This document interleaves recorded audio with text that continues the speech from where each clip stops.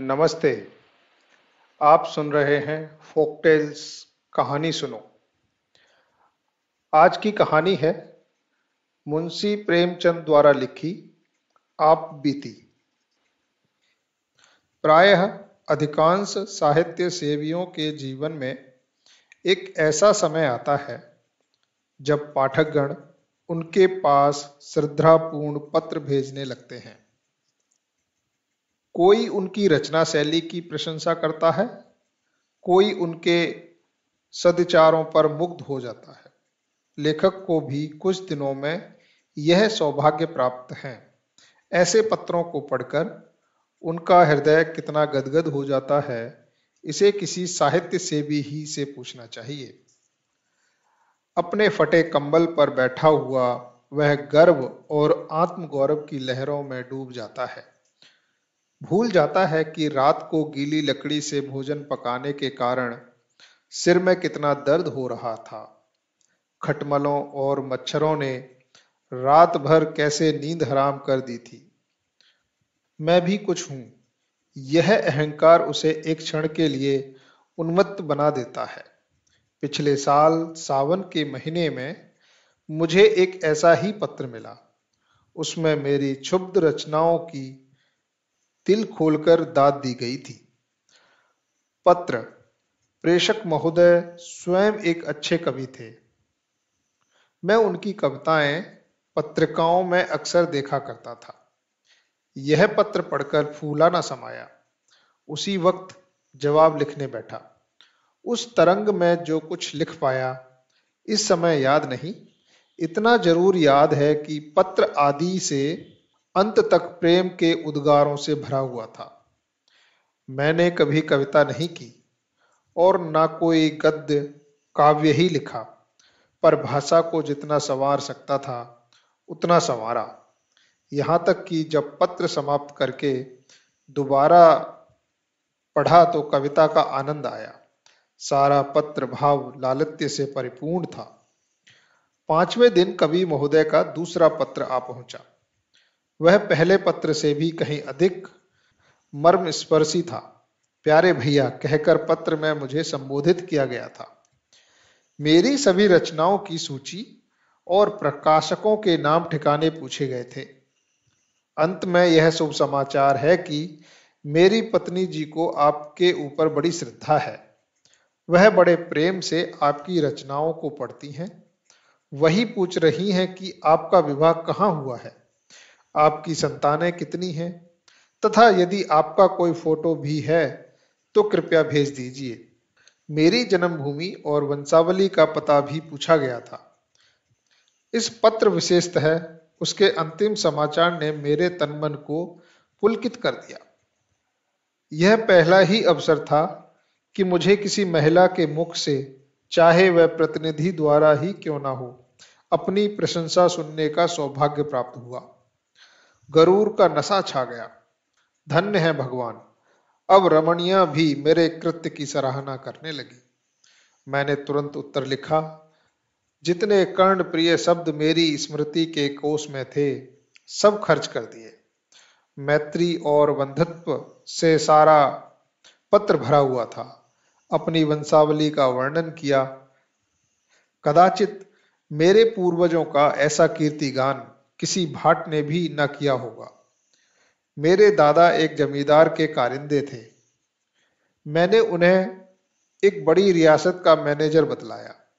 अपने पिता जो एक दफ्तर में क्लर्क थे, उस दफ्तर का प्रधान अध्यक्ष बना दिया, और काश्तकारी को जमींदारी बना देना तो साधारण बात थी।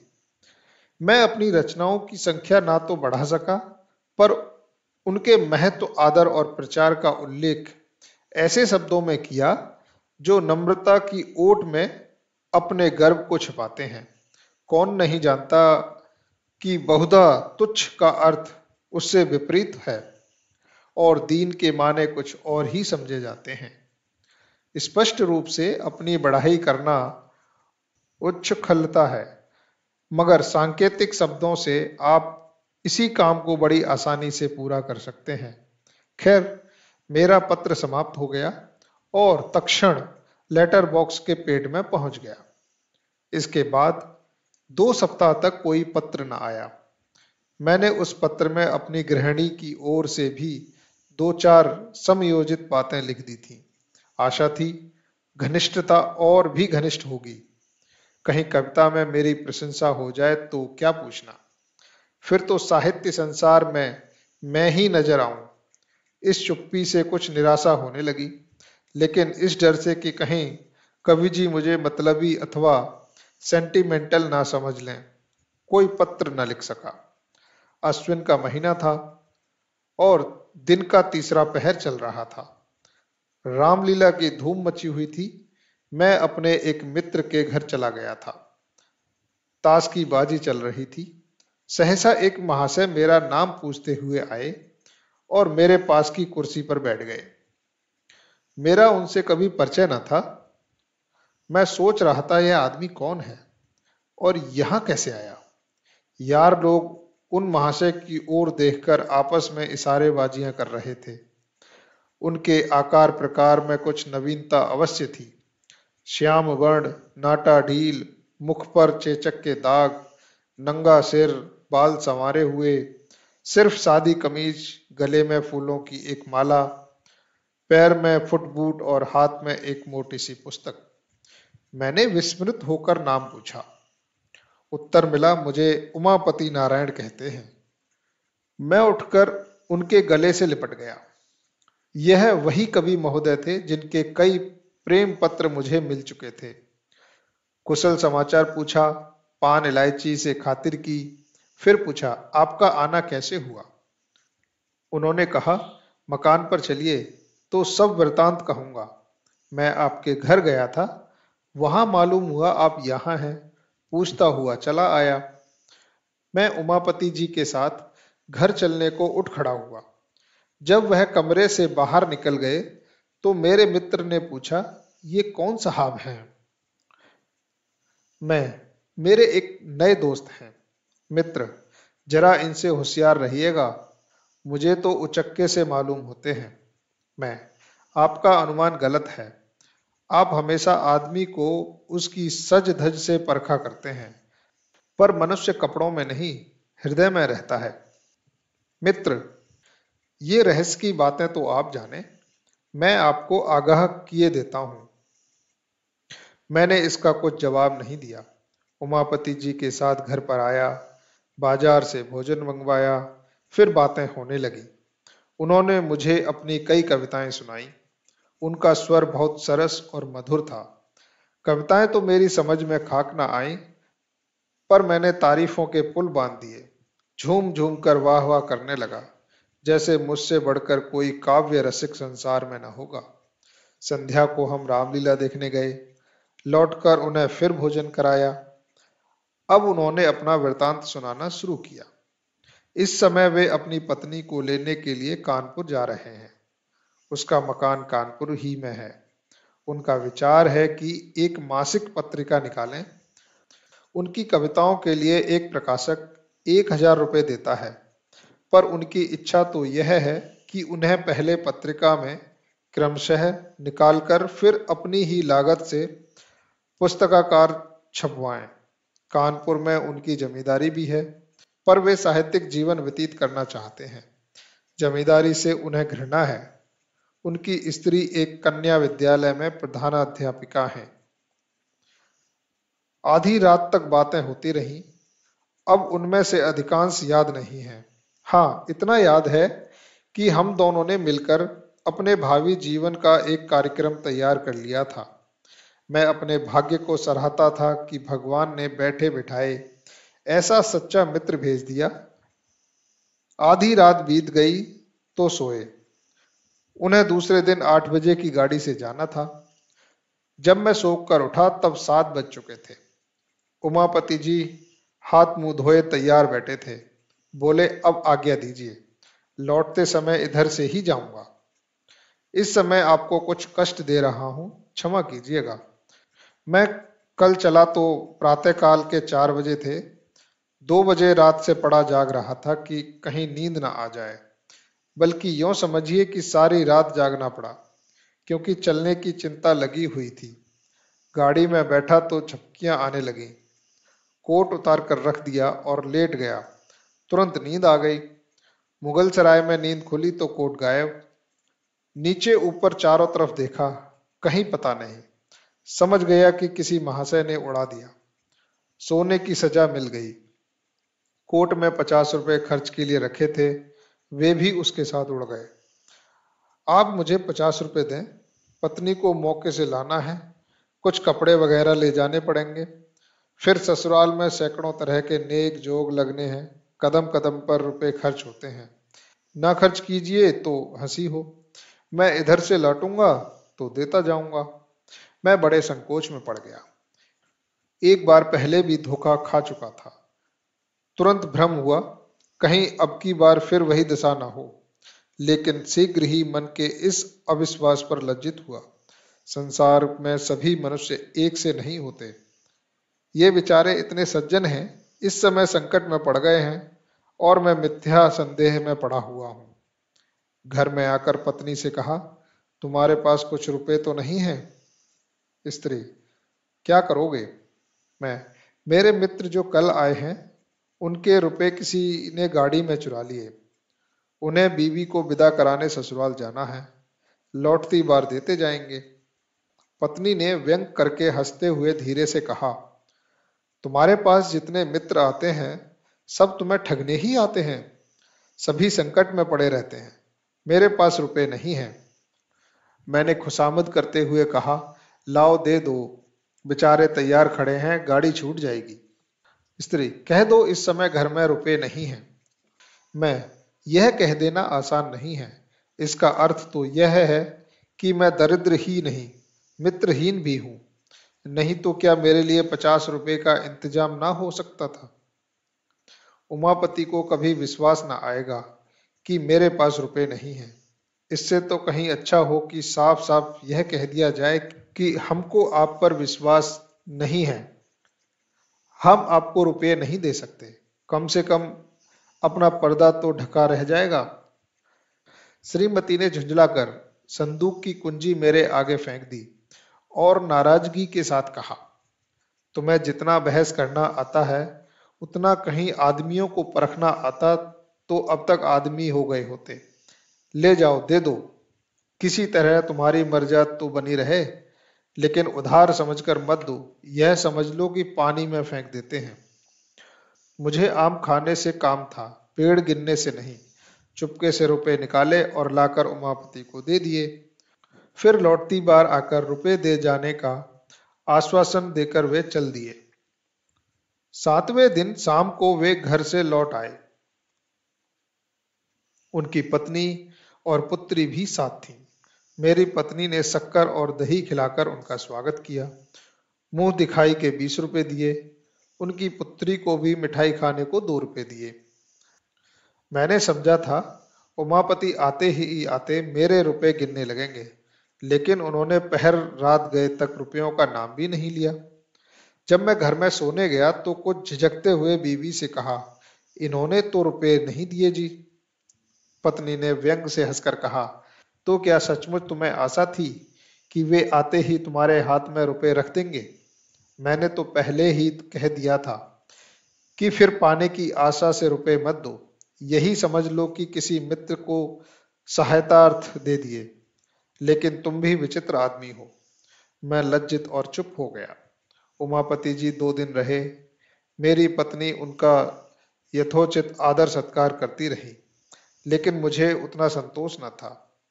मैं समझता था कि उन्होंने मुझे धोखा दिया।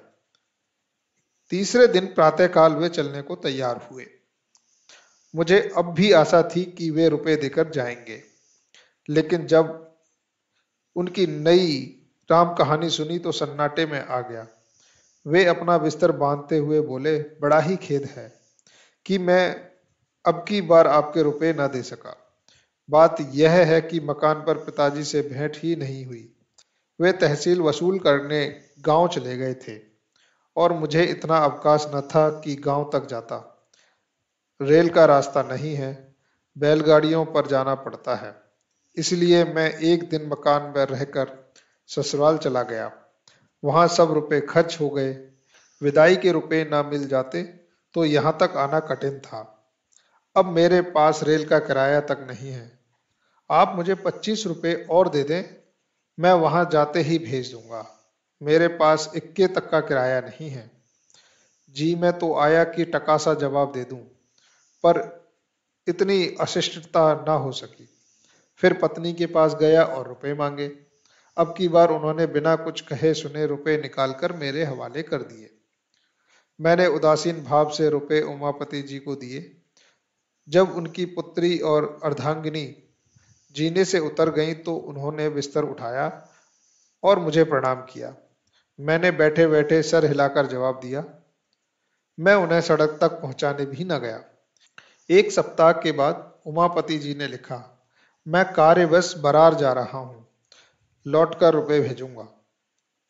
15 दिन के बाद एक पत्र लिखकर मैंने कुशल समाचार पूछा, लेकिन कोई उत्तर न आया। 15 दिन के बाद फिर रुपयों का तकाजा किया, उसका भी कुछ जवाब न मिला। 1 महीने के बाद मैंने फिर तकाजा किया, उसका भी यही हाल। एक रजिस्ट्री पत्र भेजा, वह पहुंच गया, इसमें संदेह नहीं, लेकिन जवाब उसका भी न आया। मैं समझ गया, समझदार जोरू ने जो कुछ कहा था वह अक्षरशः सत्य था। निराश होकर चुप हो गया। इन पत्रों की मैंने पत्नी से चर्चा भी न की थी और न उसी ने कुछ इस बारे में पूछा। इस कपट व्यवहार का मुझ पर वही असर पड़ा जो साधारणतः स्वाभाविक रूप से पड़ना चाहिए। कोई ऊंची और पवित्र आत्मा इस छल पर भी अटल रह सकती थी। उसे यह समझकर संतोष हो सकता था कि मैंने अपने कर्तव्य को पूरा कर दिया। यदि ऋणी से ऋण नहीं चुकाया तो मेरा क्या अपराध। पर मैं इतना उदार नहीं हूं। यहां तो महीनों सिर खपाता हूं, कलम घिसता हूं, तब जाकर नगद नारायण के दर्शन होते हैं। इसी महीने की बात है, मेरे यंत्रालय में एक नया कंपोजिटर बिहार प्रांत से आया। काम में चतुर जान पड़ता था। मैंने उसे 15 रुपए मासिक पर नौकर रख लिया। पहले किसी अंग्रेजी स्कूल में पढ़ाता था। असहयोग के कारण पढ़ना छोड़ बैठा था। घर वालों ने किसी प्रकार की सहायता देने से इनकार कर दिया। विवश होकर उसने जीविका के लिए यह पेशा अख्तियार कर लिया। कोई 17-18 वर्ष की उम्र थी। स्वभाव में गंभीरता थी। बातचीत बहुत सलीके से करता था। यहाँ आने के तीसरे दिन बुखार आने लगा। 2-4 दिन तो ज्यों त्यों करके काटे, लेकिन जब बुखार न छूटा तो घबरा गया। घर की याद आई और कुछ ना सही, घर वाले क्या दवा दर्पण भी न करेंगे। मेरे पास आकर बोला, महाशय मैं बीमार हो गया हूँ, आप कुछ रुपए दे दें तो घर चला जाऊं। वहां जाते ही रुपए का प्रबंध करके भेज दूंगा। वह वास्तव में बीमार था। मैं उससे भली भांति परिचित था। यह भी जानता था कि यहाँ रहकर वह कभी स्वास्थ्य लाभ नहीं कर सकता। उसे सचमुच सहायता की जरूरत थी, पर मुझे शंका हुई कि कहीं यह भी रुपए हजम न कर जाए। जब एक विचारशील सुयोग्य विद्वान पुरुष धोखा दे सकता है, तो ऐसे अर्ध शिक्षित नवयुवक से कैसे यह आशा की जाए कि वह अपने वचन का पालन करेगा। मैं कई मिनट तक घोर संकट में पड़ा रहा। अंत में बोला, भाई मुझे तुम्हारी दशा पर बहुत दुख है, मगर मैं इस समय कुछ न कर सकूंगा। बिल्कुल खाली हाथ हूं, खेद है।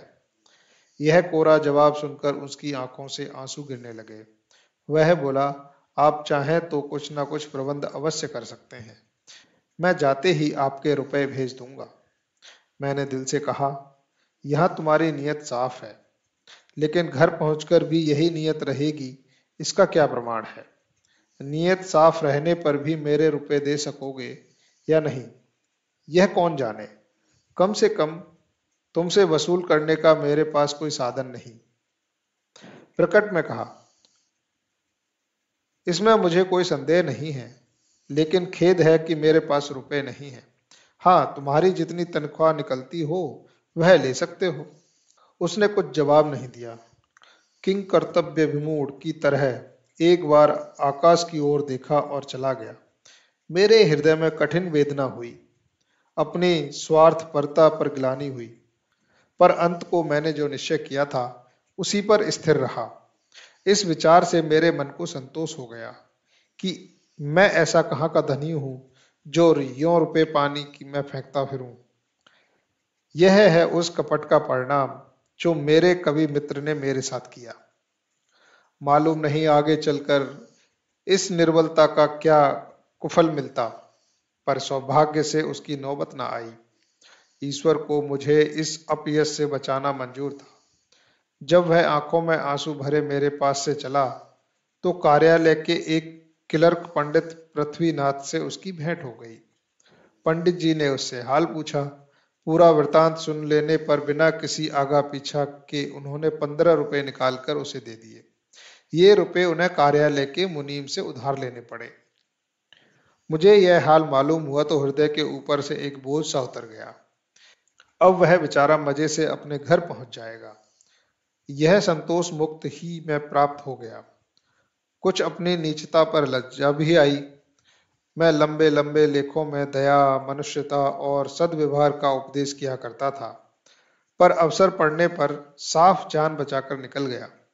और यह बेचारा क्लर्क जो मेरे लेखों का भक्त था, इतना उदार और दयाशील निकला। गुरु गुड़ ही रहे, चेला शक्कर हो गए। खैर, उसमें भी एक व्यंग्यपूर्ण संतोष था कि मेरे उपदेशों का असर मुझ पर ना हुआ, न सही दूसरों पर तो हुआ। चिराग के तले अंधेरा रहा तो क्या हुआ, उसका प्रकाश तो फैल रहा है, पर कहीं बेचारे को रुपए ना मिले, और शायद ही मिले, इसकी बहुत कम आशा है। तो खूब छकेंगे, हजरत को आड़े हाथों लूंगा, किंतु मेरी यह अभिलाषा पूरी ना हुई। 5वें दिन रुपए आ गए। ऐसी और आंखें खोल देने वाली यातना मुझे और कभी न मिली थी। खैरियत यही थी कि मैंने इस घटना की चर्चा स्त्री से नहीं की थी, नहीं तो मुझे घर में रहना भी मुश्किल हो जाता। उपर्युक्त वृत्तांत लिखकर मैंने एक पत्रिका में भेज दिया। मेरा उद्देश्य केवल यह था कि जनता के सामने कपट व्यवहार के कुपरिणाम का एक दृश्य रखूं। मुझे स्वप्न में भी आशा न थी कि कोई प्रत्यक्ष फल निकलेगा। इसी से जब चौथे दिन अनायास मेरे पास 75 रुपए का मनी ऑर्डर पहुंचा तो मेरे आनंद की सीमा न रही। प्रेषक वही महाशय थे, उमापति। कूपन पर केवल क्षमा लिखा हुआ था। मैंने रुपए ले जाकर पत्नी के हाथों में रख दिए और कूपन दिखलाया। उसने अनमने भाव से कहा, इन्हें ले जाकर यत्न से अपने संदूक में रखो। तुम ऐसे लोभी प्रकृति के मनुष्य हो, यह मुझे आज ज्ञात हुआ। थोड़े से रुपयों के लिए किसी के पीछे पंजे झाड़कर पड़ जाना सज्जनता नहीं है। जब कोई शिक्षित और विनयशील मनुष्य अपने वचन का पालन ना करे तो यही समझना चाहिए कि वह विवश है। विवश मनुष्य को बार बार तकाजों से लज्जित करना भनमनसी नहीं है। कोई मनुष्य जिसका सर्वदा नैतिक पतन नहीं हो गया है, यथाशक्ति किसी को धोखा नहीं देता। इन रुपयों को मैं तब तक अपने पास नहीं रखूंगी जब तक उमापति का कोई पत्र नहीं आ जाएगा कि क्यों रुपए भेजने में इतना विलंब हुआ। पर इस समय मैं ऐसी उदार बातें सुनने को तैयार न था। डूबा हुआ धन मिल गया, इसकी खुशी से फूला नहीं समाता था। उम्मीद करता हूं ये कहानी आपको पसंद आई होगी। ऐसी ही और कहानियों को सुनने के लिए हमारे चैनल को सब्सक्राइब कीजिए। मिलते हैं ऐसी ही एक नई कहानी के साथ अगले वीडियो में। धन्यवाद।